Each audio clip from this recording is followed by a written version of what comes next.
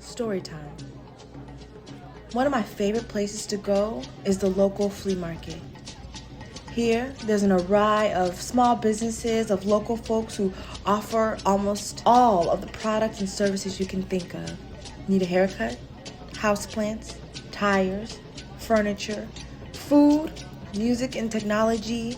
The flea market has it all.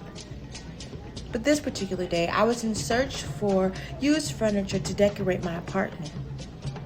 As I walked through the halls, hearing the smells and the conversations of the merchants and their 2-minute pitches on why I should enter their shops, I heard a loud voice from the other end. Naturally, I went to the voice. It was between an electronic repair shop and a mini shop selling clubwear, the voice. We'll call her Lily. Her tiny shop was no bigger than a medium-sized home bathroom, separated from the adjoining shops by thin, removable walls. Along one of those walls were the herbs, tools, and books she sold. And on the other wall, in the corner, there was a big chair in which Lily sat in. And on that same wall, there was a small bench with a cushion for seating. Standing in the doorway looking down, I noticed a huge table covered in feathers, money, candles, resin, and the like. I had no clue at the time what this all meant. Offerings, Lily said. You must give an offering to the instructor. Surprised, I took another look around and realized that there were other girls squeezed on that cushioned bench with pencils and papers in their hands, and they all were looking at me. I began to explain that I had no intentions of staying for the lesson and was just passing by when, sit down, I said. What do you know about the laws of magic?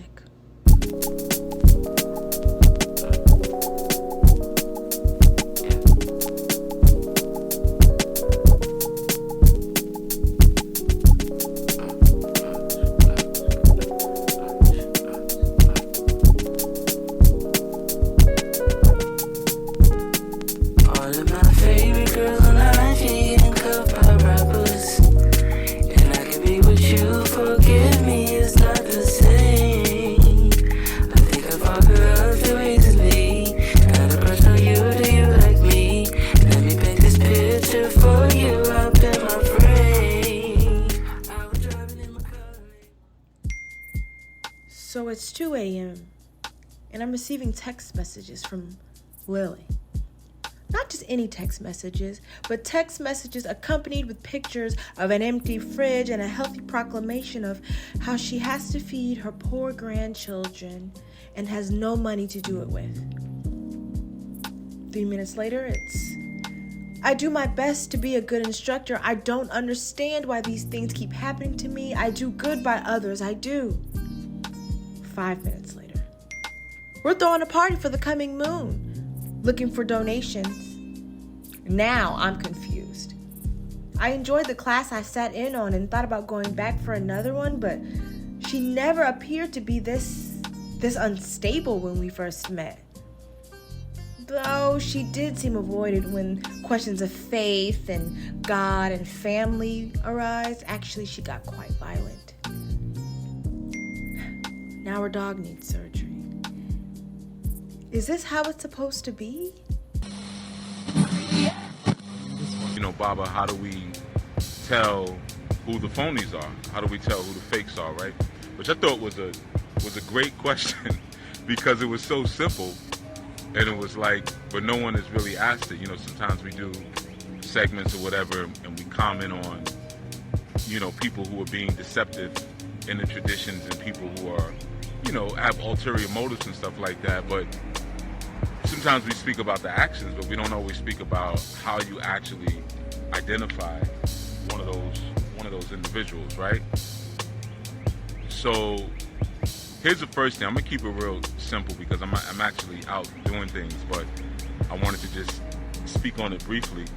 And the first thing is this: a person who's coming and they're false. Let's say a false prophet or a false teacher, fake teacher, fraud, whatever whatever name we want to ascribe to it. I don't know. You know,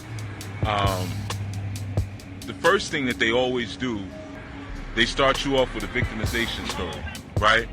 So the first thing they do is they'll come in and they'll tell you about how they have this big heart, and their big heart has caused them to give so much in life and do so much for so many people, and essentially they get done dirty every time and they get backstabbed and stabbed in the heart.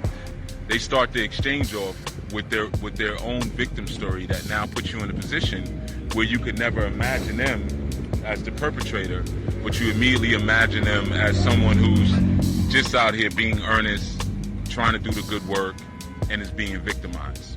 All right, that's where everything always begins with a fake teacher or fraud or whatever. It always starts with them coming at you with their victim story. But the other thing is, like, they always come at you with information that never really allows you to surpass where they are. That's like one of the first signs of not just a fraud, but of a bad teacher, a poor teacher. As an instructor, as a teacher, what we're supposed to do, or what we're supposed to want, I should really say, you're supposed to want your students to surpass you. That's supposed to be the ultimate goal, right? But everything that you're learning, because you should still be learning if you're a real teacher, if you're a real instructor, you're still learning, you're still really just a student, and you're pouring out to your other students, at least those who show themselves to be humble and ready to receive, which is not everybody. But one of the signs that you're dealing with a fraud, to answer the brother's question. But one of the things is that those teachers will never give you the gems, really. They'll never give you anything that's going to cause you to surpass them. Okay, that's like number two. The other thing is, a lot of times they keep you in this place of perpetual, we say master student, but we could also say master slave, right? They keep you in that perpetual position because you gotta understand, for those of you who don't understand, teaching is like being a parent, and your students are like your children, right? So what that essentially means is that all children come to an age and a place where they resent the authority of their parents. That's just normal, man. Like, sometimes it's the teenage years, sometimes it's a little bit after that, but they all come to the point where they hate you and you hate them. And you don't stop hating each other until they get out and get on their own and they come under their own authority and rule. It's just the way it is, right?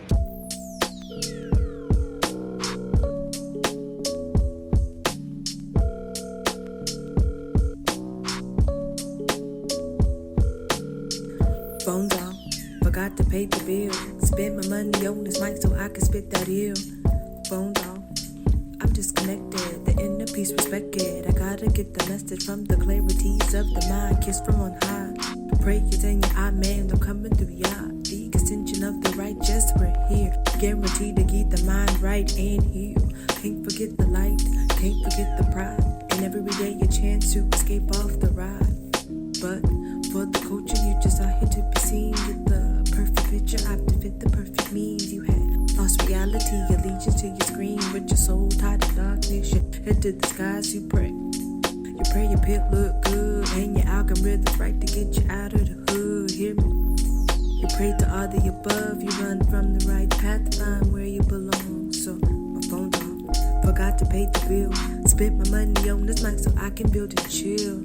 Phone's off, I'm disconnected. The inner peace respected. I gotta get the message. Phone's off, forgot to pay the bill. Spent my money on this mic so I can spit that ill. Phone's off, I'm disconnected. The inner peace respected. I gotta get the message. We're sorry. You have reached a number that has been disconnected or is no longer in service. Say, I gotta get the message.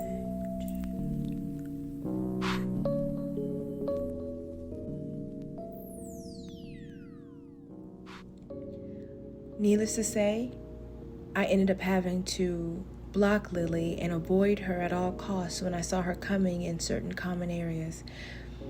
After a while, though, I didn't see her anymore. But my experience had me think about What am I looking for in terms of leadership, community, and even family? What does the standard look like for me? And should I be looking for these requirements within those that teach me? Let's take Lily, for example. Some things that I value and hold dear: family, children.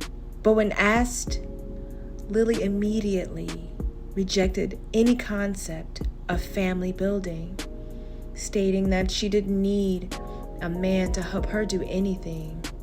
Kind of made me laugh after those 3 to 5 a.m. posts, but what would she teach me had I stayed underneath her instruction? I always thought the journey to self-actualization was much easier than this.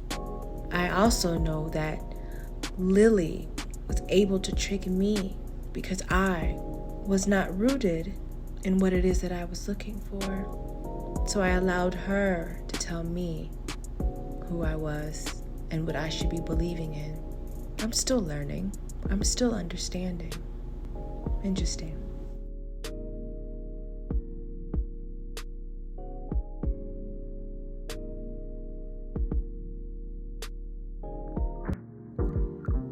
If you would like to hear the full video from Chief Yuya, please visit Enlightenment and Transformation YouTube channel and look up How to Spot a Fraud. Also, if you like what you heard today, please like, comment, and share the Black Librarian Podcast and follow the Black Librarian Podcast on all social media outlets. I would love to hear your experiences and how you like the podcast. Thank you for listening. Peace.